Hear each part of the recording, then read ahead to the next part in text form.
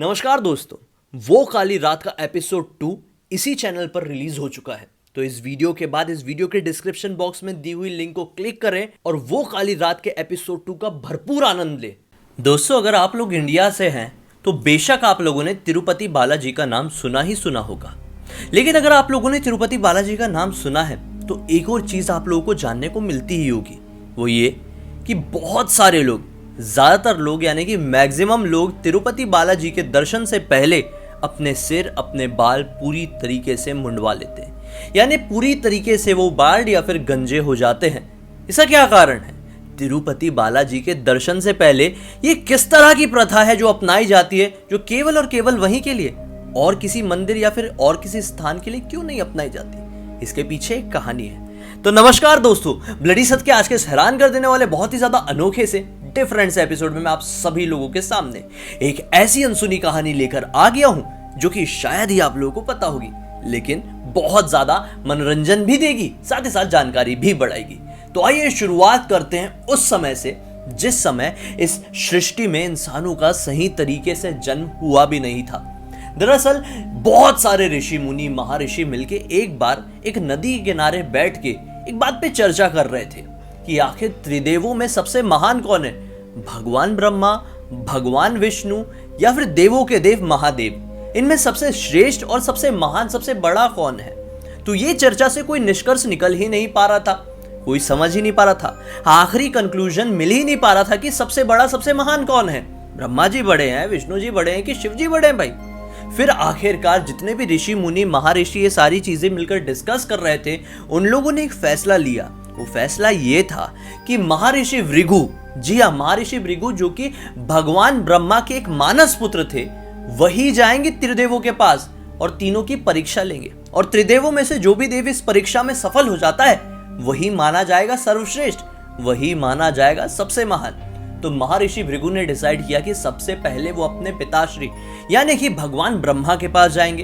वो भगवान ब्रह्मा के पास पहुंचे और उनका आदर सत्कार भी नहीं किया, उनको प्रणाम भी नहीं किया और उनको अभिनंदन भी नहीं किया। इस चीज को देखकर ब्रह्मा जी को क्रोध आ गया। वो क्रोध से तिलमिला उठे, क्रोध से उनका चेहरा पूरी तरीके से लाल पड़ गया। लेकिन जब उनको ये चीज का बोध हुआ कि अरे, महर्षि भृगु तो मेरे ही पुत्र हैं, तो उन्होंने अपने इस क्रोध को अपने आप में ही शांत कर लिया। लेकिन महर्षि भृगु ये सारी चीजें देखकर समझ चुके थे कि पिताश्री यानी कि भगवान ब्रह्मा मेरे अभिनंदन ना करने की वजह से क्रोधित हो गए हैं, और अगर क्रोधित हो गए हैं तो त्रिदेवों में सबसे श्रेष्ठ उनको नहीं कहा जा सकता। इसके बाद वो सीधे पहुंचते हैं कैलाश, महादेव के पास। महादेव तो पहले से ही जानते थे कि महर्षि भृगु उनके पास पहुंचने वाले हैं, लेकिन महादेव के अंदर एक चीज है, आप लोग अगर उनके बारे में जानते हैं तो बेशक आप लोगों को पता ही होगा कि महादेव बहुत ही जल्दी छोटी छोटी सी बातों पर क्रोधित भी हो जाते हैं और बहुत ही जल्दी छोटी छोटी सी बातों पर बहुत ही ज्यादा प्रसन्न भी हो जाते हैं और लोगों को बड़े बड़े वरदान भी दे देते हैं। तो महर्षि भृगु ने सोचा महादेव की इसी बात को उठाकर उनकी परीक्षा ली जाए। उनके पास पहुंचे और महादेव काफी ज्यादा प्रसन्न थे कि महर्षि भृगु उनसे मिलने जा रहे हैं। तो महादेव अपने स्थान से खड़े हुए अपनी भुजाएं फैलाकर उनको गले मिलने के लिए आगे बढ़ गए, लेकिन महर्षि भृगु उनसे गले मिलने के लिए आगे नहीं बढ़े। उन्होंने ये कहा कि मैं आपसे आलिंगन नहीं कर सकता, मैं आपसे गले नहीं मिल सकता, क्योंकि आप हमेशा हमारे जो दुश्मन होते हैं वो आपकी थोड़ी सी पूजा अर्चना, पूजा पाठ, थोड़ी सी तपस्या, थोड़ा मंत्रों का जाप कर लेते हैं तो आप उनके ऊपर प्रसन्न होकर उनको वरदान दे देते हैं। उसकी वजह से कितनी बड़ी बड़ी आपत्तियां हमारी सृष्टि को झेलनी पड़ती है, कितनी बड़ी बड़ी परेशानियां हमको झेलनी पड़ती है। अगर आप सर्वश्रेष्ठ होते तो इस प्रकार से हमारे दुश्मनों को, राक्षसों को, दैत्यों को, दानवों को इस प्रकार से वरदान नहीं दे देते, इस प्रकार से उनके ऊपर प्रसन्न नहीं होते। जब महर्षि भृगु ने यह बात बोले तो भगवान शिव क्रोधित हो गए। भगवान शिव क्रोधित बहुत जल्दी होते थे, मैंने आप लोग को स्टार्टिंग में बोला, और वो क्रोध में आकर पीछे हट गए। पीछे हटकर वो महर्षि भृगु को कुछ कहने ही वाले थे, शायद कुछ श्राप देने वाले थे या फिर कुछ तो करने वाले थे कि उतने में ही माता पार्वती, माता शक्ति उनके सामने आ गई और माता शक्ति ने भगवान शिव के क्रोध को शांत कर लिया। लेकिन यहाँ पर महर्षि भृगु की परीक्षा में महादेव आगे नहीं बढ़ पाए। अब बारी आई महर्षि भृगु के नजर में भगवान विष्णु की। वो भगवान विष्णु के लोक यानी कि बैकुंठ लोक, बैकुंठ धाम पहुंच गए। बैकुंठ धाम पहुंचे तो पाए कि भगवान विष्णु शेषनाग की शैया में विश्राम कर रहे हैं और माता लक्ष्मी उनके पैर दबा रही है। महर्षि भृगु सीधे गए विष्णु जी के पास और उनकी छाती में जोर से लात मारा, जिससे तुरंत ही भगवान विष्णु अपनी जो विश्राम अवस्था थी उससे उठे और महर्षि भृगु के पैर पकड़कर दबाने लगे। ये कहने लगे कि मेरी छाती, मेरा सीना बहुत ज्यादा कठोर है, उसमें लात मारने की वजह से आपके पैरों को कोई नुकसान ना हो गया हो, इसलिए मैं आपके थोड़े पैर दबा देता हूँ। भगवान विष्णु की इसी लीला को देखकर, भगवान विष्णु के इसी स्वभाव, उनके इस दयालु स्वभाव को समझकर महर्षि भृगु भाव विभोर हो गए। बोले कि मैं परीक्षा लेने में थोड़ा ज़्यादा ही आगे बढ़ गया, मुझे इस प्रकार से आपके साथ नहीं करना चाहिए था, लेकिन आज के बाद पूरी सृष्टि में, त्रिदेवों में जो सबसे श्रेष्ठ होगा वो आप ही होंगे। लेकिन ये सारी चीज़ होते हुए माता लक्ष्मी देख रही थी।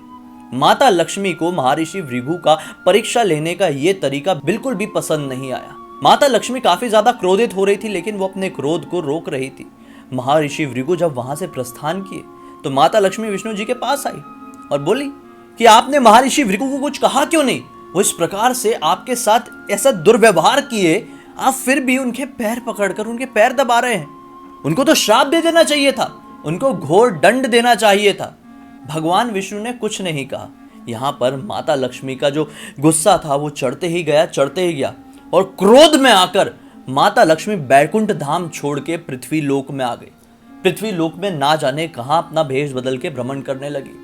अब भगवान विष्णु ने जैसे देखा कि माता लक्ष्मी बैकुंठ धाम से चली गई हैं, बैकुंठ धाम में अकेले वो क्या करेंगे, तो भगवान विष्णु ने भगवान वेंकटेश का रूप लिया और पृथ्वी में आ गए।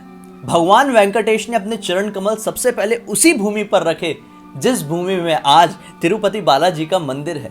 वहां पर अपने चरण कमल रखे और थोड़े ठहर गए, थोड़े विश्राम करने की सोचे। तो वहां पर ना एक जो चींटियां होती है ना, उनका बड़ा सा टीला बना हुआ था। विष्णु जी वो टीले के अंदर जाकर बैठने लगे, विश्राम करने लगे। अब देखिए माया, देखिए ईश्वर की माया के सामने सारे जीव जंतु, इंसान, सारी चीजें नतमस्तक कैसे होती है।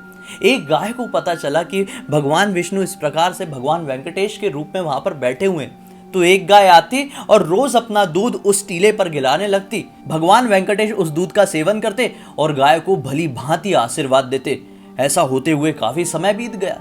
अब एक दिन की बात है, गाय का मालिक, मतलब जो गाय का मालिक था, वो भी गाय के पीछे पीछे आ रहा था। गाय रुकी और उसी प्रकार से दूध वहां पर गिराने लगी।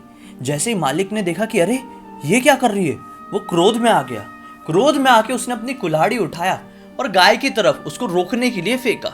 लेकिन भगवान वेंकटेश ने ऐसा देखा कि इस प्रकार से कुल्हाड़ी आ रही है गाय की तरफ, तो भगवान वेंकटेश वहां से निकले और गाय और कुल्हाड़ी के बीच में आ गए। तो जो कुल्हाड़ी थी उसकी एक जो चोट थी भगवान विष्णु की यहां पर लगी, जिससे भगवान विष्णु जो कि भगवान वेंकटेश के रूप में थे, उनके यहां के बाल उखड़कर नीचे गिर गए और वो यहां से थोड़े से बिना बाल के हो गए। ये सारी चीजें होते हुए साफ साफ देख रही थी एक गंधर्व राजकुमारी जिनका नाम था नीला देवी। वो भगवान को इस तरह से देखकर काफी ज्यादा दुखी हुई। वो तुरंत ही भगवान वेंकटेश के पास पहुंची और अपने सर के बाल उखाड़ी और अपनी शक्तियों की मदद से भगवान वेंकटेश के जहां से बाल चले गए थे वहां पर जोड़ दी। इससे भगवान वेंकटेश का मस्तक, भगवान वेंकटेश के बाल तो ठीक हो गए, लेकिन भगवान वेंकटेश नीला देवी के ऊपर काफी ज्यादा प्रसन्न हो गए और प्रसन्नता में नीला देवी को वरदान दिया। ये बात कही कि आपका ये परित्याग सदियों सदियों तक, युगों युगों तक याद रखा जाएगा। जिस प्रकार से आपने मेरे लिए अपनी शारीरिक सुंदरता का बलिदान दे दिया, उस प्रकार से दुनिया भर से लोग युगों युगों तक आपके इस बलिदान को फॉलो करेंगे। तब से लेकर आज तक अपने केशदान यानी कि बाल मुंडवाने की प्रथा तिरुपति बालाजी के दर्शन से पहले अपनाई जाती है। लेकिन दोस्तों, ये बात कभी किसी ने नहीं सोची कि भगवान वेंकटेश ने अपने बालों का दान करने के लिए कभी भी नहीं कहा था। भगवान वेंकटेश ने तो यह कहा था कि आपके बलिदान को दुनिया वाले फॉलो करेंगे। बलिदान का मतलब केवल और केवल बालों से नहीं होता, बल्कि अपने अंदर के सारी वो बुराई, अपने अंदर की वो सारी गलत चीजें, अपने अंदर का सारा वो घमंड, अपने अंदर की सारी वो नफरतें, अपने अंदर का वो गुरूर, वो बलिदान दे देंगे भगवान वेंकटेश के दर्शन करने से पहले।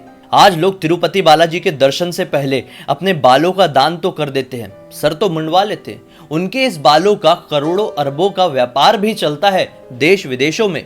लेकिन क्या वो बालाजी के दर्शन से पहले अपने अंदर का घमंड, गुरूर, नफरत खत्म कर पाते हैं?